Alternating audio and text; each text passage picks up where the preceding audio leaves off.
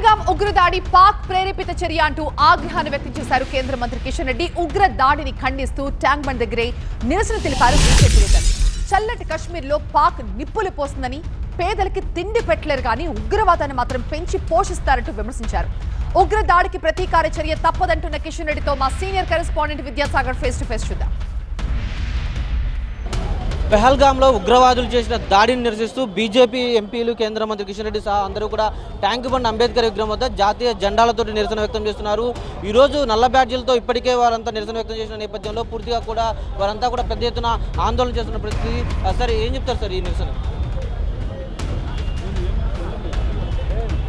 నిన్న జమ్మూ కాశ్మీర్ పహల్గాంలో జరిగినటువంటి ఉగ్రవాద దాడిని ఈరోజు తీవ్రంగా ఖండిస్తూ ఉన్నాము.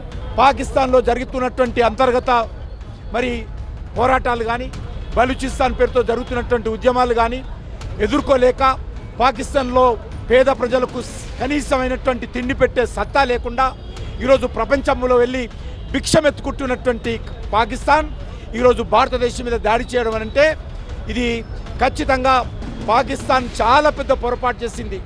ఈరోజు భారతదేశ ప్రజలు 140 కోట్ల మంది కలిసి ఉమ్మేస్తే కొట్టుకుపోయేటువంటి పాకిస్తాన్ ఈ రకంగా భారతదేశం మీద దాడి చేయడం ఏదైతున్నదో చాలా సిగ్గుమాలిన చర్య. దీన్ని ఖచ్చితంగా దీని ఫలితము పాకిస్తాన్ అనుభవించి తీరాల్సిందే. 140 కోట్ల మంది అందరూ కూడా ఈరోజు నరేంద్ర మోడీ గారికి అండగా ఉన్నారు. ఖచ్చితంగా నరేంద్ర మోడీ గారి నేతృత్వంలో ఖచ్చితంగా భారతదేశ రక్షణ విషయంలో, ఉగ్రవాద విషయంలో అన్ని రకాలుగా ఎదుర్కోవడానికి సిద్ధంగా ఉందనే విషయాన్ని మనం చేస్తూ ఉన్నాను. భారత ఐక్యతను దెబ్బతీసే విధంగా చేసినటువంటి కుట్రను డెఫినెట్గా భారత్ తిప్పికొడుతుందంటూ కూడా పూర్తిగా కూడా ఇది చూపిస్తున్నటువంటి పరిస్థితి మనకి కనిపిస్తూ ఉంది. కెమెరామెన్ శేషితో Vidyasagar, TV9 Hyderabad Tank Bund విగ్రహం నుంచి.